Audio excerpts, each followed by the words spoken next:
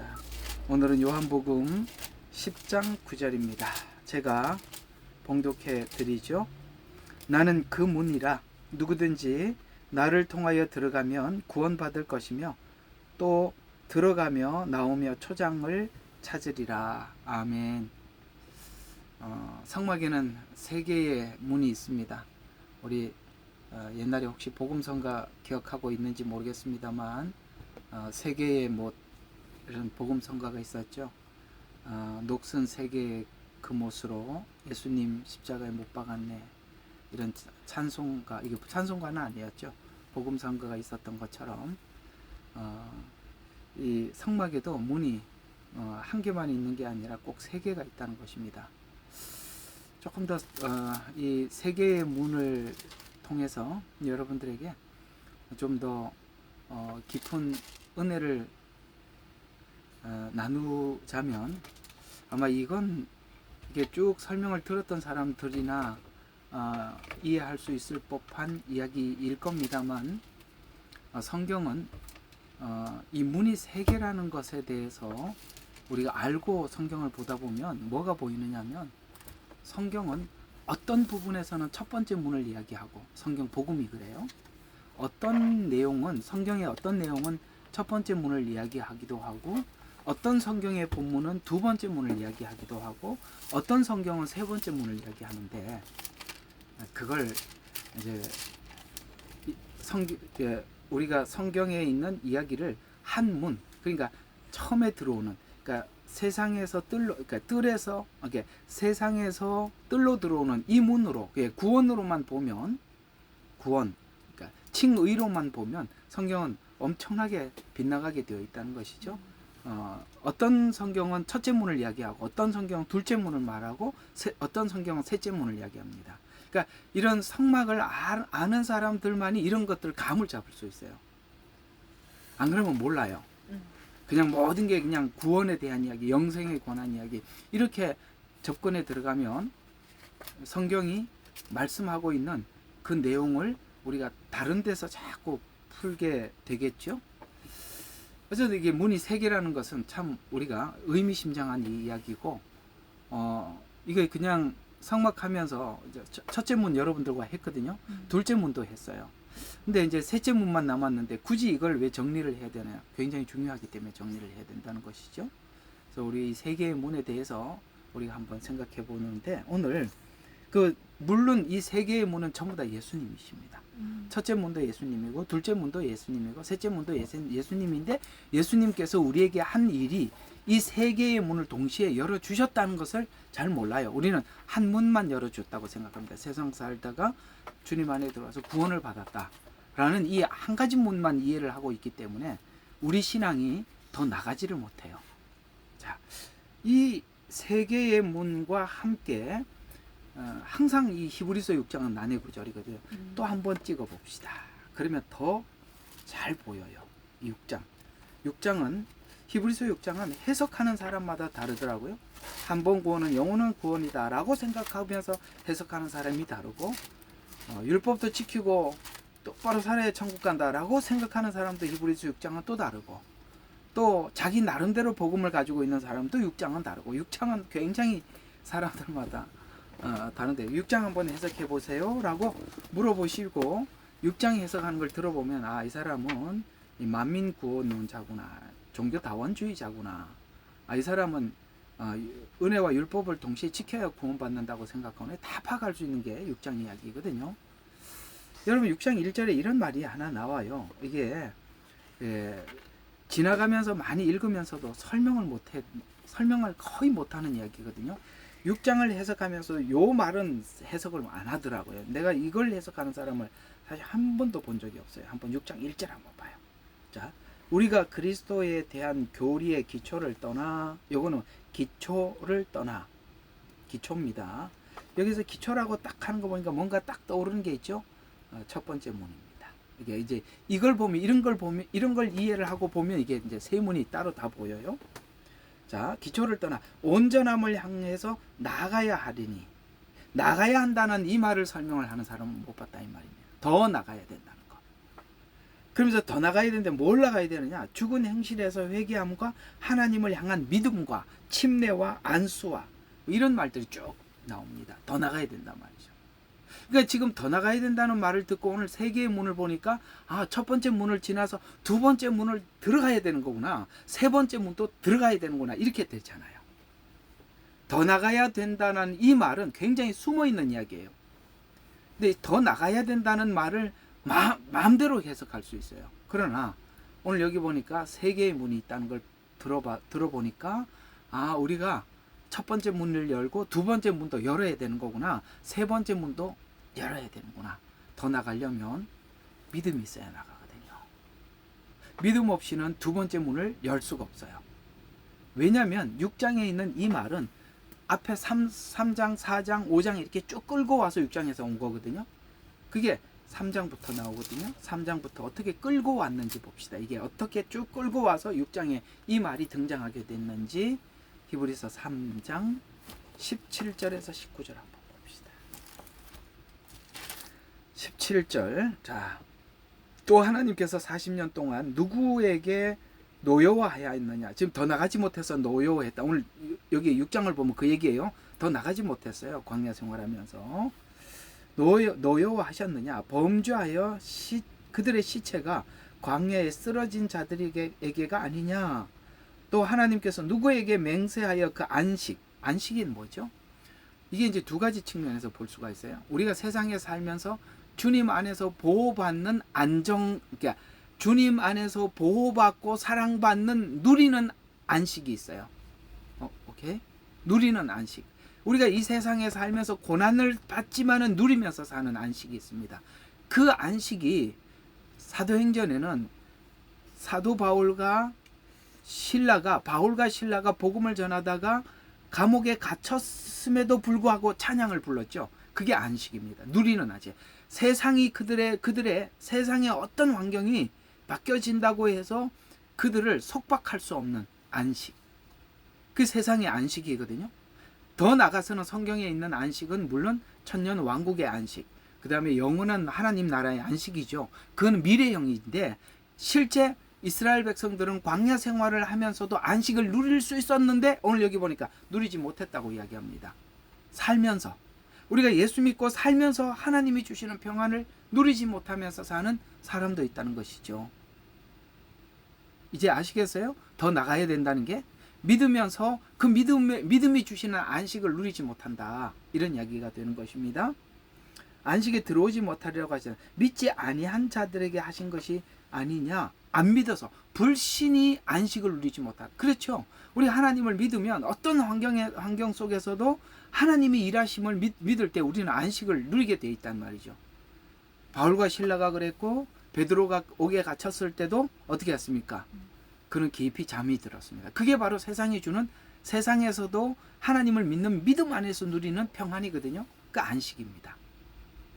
그래서 여기 보니까 19절 그러므로 우리가 보건대 그들에게 들어가지 못한 것은 믿음이 없었기 때문이다. 자, 믿음이 없어서 안식을 못 누렸대요. 믿음이 없어서 항상 미혹되었대요. 10절은 그 얘기죠. 그러므로 내가 그 시대에 대하여 노여워하여 말하기를 그들은 항상 마음이 미혹되어 내 길들을 깨닫지 못했다 라고 말씀하고 있습니다. 자, 이렇게 그들이 믿지 못해서 안식을 누리지 못했다고 이야기를 하는데 왜 못 믿었느냐, 믿지 못한 이유를 4장의 2절과 6절에 이렇게 우리에게 이래서 믿지 못해서 안식을 누리지 못했구나 라고 우리가 알 수 있도록 이렇게 표현했습니다. 자, 그 1절부터 그냥 쭉 읽어보는 게 좋겠네요. 1절부터 4장 1절. 그러므로 그의 안식에 들어갈 한 약속이 우리에게 남아있는 이상 너희 중에 혹 그것에 이르지 못할 자가 있을까 두려워해야 할지니라.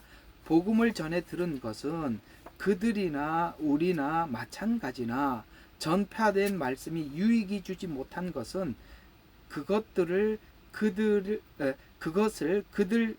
들은 자들이 안경이 애매해서 자, 그것을 들은 자들이 믿음을 결합시키지 못했기 때문이라. 그러니까 듣기는 들었는데 그 듣는 말씀을 믿음으로 받아들이지 않아서 안식을 누리지 못했다. 이렇게 말씀하고 있죠. 이는 그 일이 세상의 기초가 놓인 때로부터 완성되었을지라도 그가 그 말씀하시기를 내가 진노 중에 맹세하였거니와 그들이 내 안식에 안식에 들어오려면 이라고 하였도다. 면이라는 건 뭐냐? 하나님은 이미 우리에게 안식을 주기로 작정하셨고 말씀을 주셨고 그러니까 믿음을 주시기로 작정했는데 그 믿음을 받아야 주시는 말씀을 받아야 안식을 누린단 말이죠. 그래서 면이라고 해요. 면이라는 말은 하나님은 다 준비해놨대요. 아들을 십자가에서 우리 죄를 용서하셨고 하나님께서 하신 일들을 성경을 통해서 우리에게 다 알려줬는데 그걸 받는 자는 안식을 누려. 그래서 면이라고 이야기해요. 들어오려 면이라고 하였도다라고 하신 대로 얻은 우리가 안식에 들어감이라. 어느 곳엔가 일곱째 날에 관해서 말씀하시기를 하나님께서 일곱째 날 그의 모든 일에서 쉬셨느니라고 하셨으니 왜 쉬셨다? 하나님이 더 할 일이 없어서 우리 구원을 위해서 더 이상 할 일이 없어서 쉬셨다. 그래서 하나님께서 우리의 구원을 완성하셔서 우리가 하나님께서 우리의 구원을 완전히 완성하셨다. 그러므로 그 구원을 완성하셨고 그것을 우리에게 누리기 위해서 주셨는데 그 누리기 위해서 주시는 가운데 일부가 고난이라는 것입니다. 왜냐하면 그 고난을 통해서 그 구원을 완전하게 하기 위해서 우리에게 고난을 주셨다. 그래서 그 고난도 우리에게 그렇게 주셨다는 것을 믿을 때 우리가 안식이 얻어진다. 고난 중일지라도 안식을 얻는다 이 말입니다. 광야 생활을 하면서 그들이 광야 생활일지라도 안식을 얻는다는 것이죠. 왜요? 하나님이 쉬셨대요. 왜 쉬셨다고요? 더 이상 할 일이 없어서. 우리 구원을 위해서 더 이상 할 게 아무것도 없어서 쉬셨느니라 고 하셨으니 여기에서 다시 그들이 나의 안식에 들어오려면 이라고 하셨느니라. 들어오려면 이라고 했는데 지금 첫째 문을 들어왔고 둘째 문 들어가고 셋째 문에 들어가야 주님과 함께 교제하는 자리에 들어가는 거예요. 임재 안에 들어가는 거예요. 그럴 때 진짜 안식이 얻게 되는데 우리가 첫째 문만 들어와서 거기서 맴도니까 뭘 안식을 누리지 못하는 거예요. 그래서 6절에 그러므로 누군가 거기에 들어가야만 하는 일이 남아있으나 먼저 복음을 들은 자들은 믿음 없음으로 인해 들어가지 못한 것이라 믿지 못해서 못 들어갔다라고 분명히 표현하고 있습니다. 자, 여러분 우리가 하나님 말씀을 왜 듣지요? 매일 와서 믿음을 가지려고 말씀을 듣는 것입니다. 여러분 말씀을 듣고 믿음이 생기면 여러분들의 마음속에 있는 근심이 떠나가고 하나님이 주시는 그 말씀 때문에 여러분 마음속에 평안과 안식을 얻게 되지요. 그게 바로 오늘 성경이 말하는 하나님께서 주시는 안식입니다. 그래서 우리가 같은 예수를 믿어도 누구는 하나님이 주시는 안식을 마음껏 누리면서 어떤 상황이 오더라도 그냥 편안하게 하나님께 다 맡기고 사는 사람이 있는가 하면 뭘 맡겼다고 생각은 드는데 늘 마음에 만족함이 없고 불안한 그런 생을 살아가는 사람들이 있다는 것입니다. 그 둘의 차이는 딱 한 가지라고 성경은 말하고 있는데 믿음이 없어서라고 말합니다. 그러면 이렇게 이제 결과적으로 이렇게 되는 것입니다. 성도들에게 믿음이 없는 건 두 가지 이유 중에 하나일 겁니다. 하나는 여러분들이 설교를 듣는데 그리스도의 말씀을 듣지 않았기 때문에 믿음이 없을 수 있습니다. 그건 설교자의 책임이죠. 예수님에 관해서 여러분들에게 끊임없이 증거한다면 여러분들이 그 말씀을 들은 여러분들은 믿음이 생길 수밖에 없어요. 성경은 분명히 그렇게 말했거든요. 뭐라고 말씀하셨죠? 우리가 믿음은 들음으로 뭘 들어야 믿음이 생긴다고요? 그리스도의 말씀을 들으면 생긴다. 그는 설교자의 책임입니다. 두 번째, 여러분들이 믿음이 없는 것은 여러분의 책임이라면 여러분들이 이렇게 그리스도의 말씀을 듣는데도 여러분들이 그리스도의 말씀으로 듣지 않고 사람의 이야기로 듣는다든가 김 목사 주장이라고 김 목사 신앙인가 보다 이렇게 들으면 여러분들의 믿음이 생기지 않습니다. 그러니까 전하는 사람이 그리스도를 전하지 않던지 아니면 여러분들이 그리스도의 말씀으로 듣지 않던지 둘 중에 하나입니다. 분명히 말씀을 들으면 오늘 성경이 약속하고 있습니다. 안식을 누릴 것이다. 여러분 말씀을 들으면서 점점 안식을 누리기를 바라는데 이 안식을 누리려면 세 번째 문까지 들어가야 돼요. 거기에 가야 바로 하나님의 임재를 경험하고 주님과 함께 더불어 삽니다. 그게 지성소에 들어가는 것이거든요. 그걸 우리가 한번 열어보자라는 이야기가 되겠습니다. 한번 열어보죠. 첫 번째, 성소의 문에는 성막에는 세 개의 문이 있다. 첫 번째 문은 성막 밖에서 뜰로 들어가는 문, 바깥에서 뜰로 들어가는 문이다. 두 번째 문은 뭐예요? 뜰에 들어온 사람들이 성소로 들어가는 문입니다. 그리고 이제 세 번째 문은 성소에 있던 사람들이 지성소로 들어가는 문입니다. 이것을 성경에서는 휘장이라 이렇게 표현하기도 합니다. 세 번째 문을 그냥 휘장 이렇게 표현합니다. 왜냐하면 첫 번째, 두 번째는 다 문인데 세 번째는 커튼만 쳐져 있기 때문에 그냥 휘장이라 이렇게 말씀을 하고 있습니다. 또 이 문이 가지고 있는 특징은 언젠가는 이 문이 닫힌다는 사실입니다. 그 말씀 어디 있을까요? 예, 마태복음 25장에 있지요. 열처녀 비유에 보면 그 말이 나옵니다. 한번 보시죠. 마태복음 25장 10절을 한번 보십시다. 마태복음 25장 10절. 그들이 기름을 사러 간 사이에 신랑이 왔으니 준비하였던 처녀들만 그와 함께 혼인식에 들어가고 뭐라고요? 문은 닫혔더라. 맞습니다. 예, 문이 닫힐 문입니다. 이 문이 영원히 열려 있지 않습니다. 분명히 우리 생애 전체가 우리 생애 전체 속에 하나님은 문을 열어 놓으시죠. 그렇죠?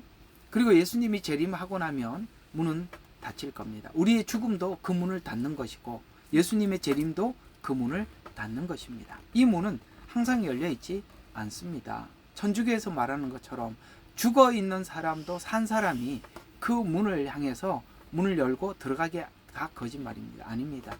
우리의 죽음은 곧 문을 닫는 것입니다. 예수님의 재림도 그 문을 닫는 것입니다.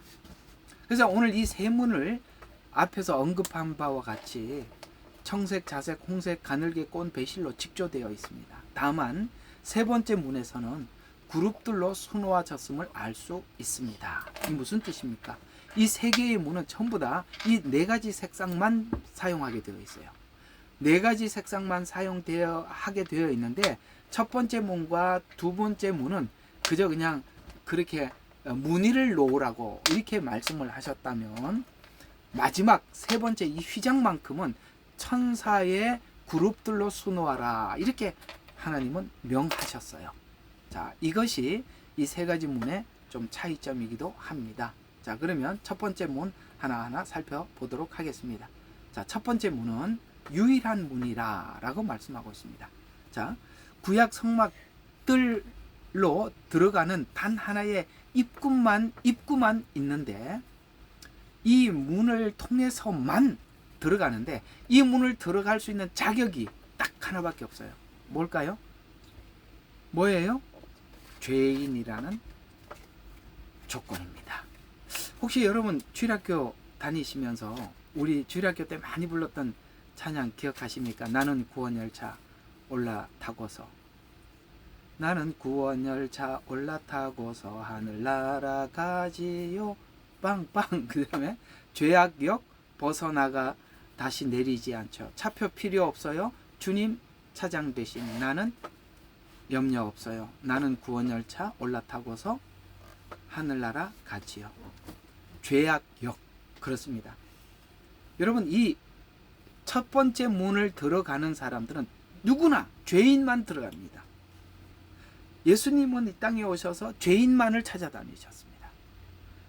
또 누구든지 예수님께서 나는 죄인을 찾으러 왔다고 말씀하셨습니다. 왜요? 의인들은 이 문에 들어올 수 없습니다. 오늘 이제 성막을 보니까 지금 여기 성막에 들어가서 번제단에 제물을 드리러 제주라고 하거든요. 죄를 지은 제주들이 들어오는 것입니다. 누구나 이 문은 반드시 제주만 들어오는 거예요. 죄인만 들어오는 문이라 이런 말입니다. 그래서 죄인만이 열 수 있고 죄인이 의인 될 수 있는 유일한 문입니다. 놀랍게도 이 문을 들어가면 죄인들이 의인이 됩니다. 그래서 이 문은 세 개의 문을 이렇게 봤을 때 이 문은 다른 문에 비해서 높지는 않아요. 낮아요. 누구나 들어올 수 있게 돼요. 대신 넓어요. 그러니까 넓고 그 다음에 낮아요. 자, 보십시다. 다른 문들, 둘째, 셋째 문에 비해서 폭이 더 넓은 문으로, 여기 왜 넓으냐? 누구든지이기 때문이죠. 누구든지. 성경에 이 누구든지라는 말이 많이 나오죠. 그래서 주님께 나올 수 있음을 예표하는데, 이스라엘 백성뿐만 아니라 이방인이라도 이 문을 통해서 들어올 수 있는 문이기 때문에 그렇습니다. 그러면 이 첫째 문이 의미하는 것이 뭐냐? 첫째 문은 오늘 여기 성막에서 설명하고 있는 첫째 문의 의미는, 죄인인 우리가 어떻게 하나님 앞에 나아갈 수 있습니까? 라고 질문을 했을 때, 구약에서 이 제사 제도를 통해서, 이 제사법을 통해서 하나님 앞에 나가려면 반드시 죄인이 그 죄를 속죄할 수 있는 양을 가지고, 양이나 소나 비둘기나 그걸 필연적으로 가지고만이 이 문에 들어갈 수 있다라고 말해 줌으로써, 이 문에 들어가는 자격은 죄인인 우리가 예수 그리스도의 피에, 공로에 힘입어 들어갈 수 있는 문이라고 구약에서는 말씀을 해 주셔서, 예수님이 오셔서 십자가에 피 흘린 사건이 무슨 뜻인지를 이 첫째 문을 통해서 우리에게 설명을 해 주셨다, 이런 얘기가 되는 것입니다. 그래서 신약에 있는 이 복음은 예수님을 통해서 우리가 구원을 받는다고 배우고 있지만, 이것이 분명하고 선명해지려면 오늘 이 구약에서 말씀하고 있는 이 복음에 대한 충분한 이해를 하고, 예수님 보혈을 우리가 보혈의 은혜를, 구원을 우리가 이해할 때 구약에 있는 이 내용이 예수님의 보혈이 무엇인지 분명하게 말씀해 주고 있다는 것입니다. 이해가 가세요? 그래서 우리가 신약만 알고 있는 이 복음으로는 우리가 믿음으로 더 나가기가 참 어렵다는 거예요. 그래서 성경은, 신약은 이 구원에 대한 내용이, 구원과 복음에 관한 이야기지만, 이 구원과 복음에 관한 이야기를 구약에서 설명을 해주고 있기 때문에 우리가 진짜 믿음과 깊고 깊은 영성은 구약에 있는 확인을 통해서 우리 믿음이 깊어져 가는 겁니다. 그래서 신약만 알고 있는 이 복음이 굉장히 얕을 수밖에 없어요. 우리가 위태위태할 수밖에 없다는 거예요. 왜? 확인이 안 돼. 증명이 안 돼 있잖아요. 증명이 안 돼 있잖아요. 그래서 구약이 필요한 겁니다. 지금 구약에 있는 화요일날 성경 공부는 모세오경을 통해서 여러분들과 함께 나누고 있는데, 이 모세오경이 정확하게 예수 그리스도의 십자가 복음임을 여러분들이 매번 들을 때마다 이해하게 될 것입니다. 그래서 오늘 이 첫째 문에서 짐승의 희생 제사로 죄사함을 받아야 하듯이, 오직 희생과 피 흘림을 통해서만 구원의 길에 접어들 수 있다고 말씀하고 있는데, 첫째 문에 들어가면 십자가를 예표하는 번제단이 있기 때문에 그렇습니다. 이는 그리스도 십자가의 희생을 예표하는 그림자이기 때문에 히브리서 10장 가보겠습니다. 자, 이것이 뭐냐? 그리스도의 십자가를 의미하는 것이다. 구약에 있었던 이 내용은 그리스도의 십자가와 똑같은 이야기다. 자, 10장 1절과 4절을 보면은, 율법에는, 여기 말하는 율법은 신명기 정도가 아니라, 여기서 말하는 율법에는 이렇게 표현할 때는 모세 오경을 포함하고 있어요. 그럼 여기 출애굽기 여기도 다 들어가는 겁니다. 자, 율법에는 다가올 선한 것들의 그림자는 있으나, 그러니까 구약은 실체를 설명하는 게, 그림자를 설명했는데, 우리가 이제 구약에는 사진이라는 게 없었어요. 그죠?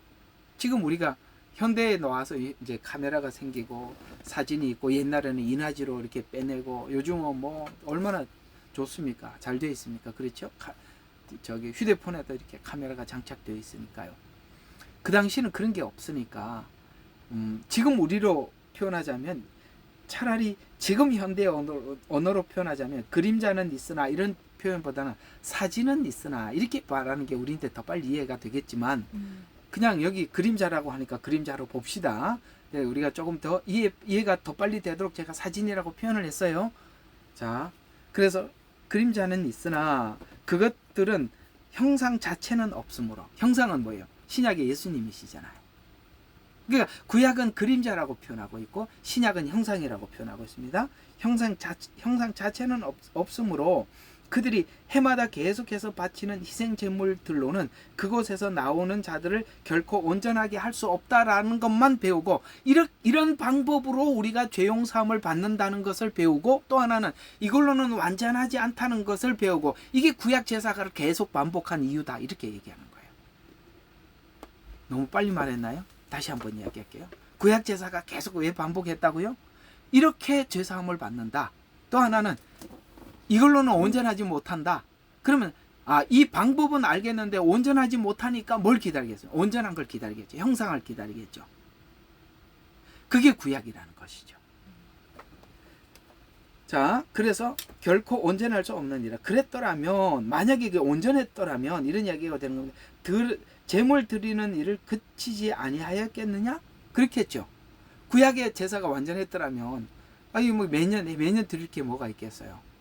그때 그걸로 끝났어야죠. 아마 모세가 처음 드리는 걸로 다 끝났을 텐데 계속 반복했다.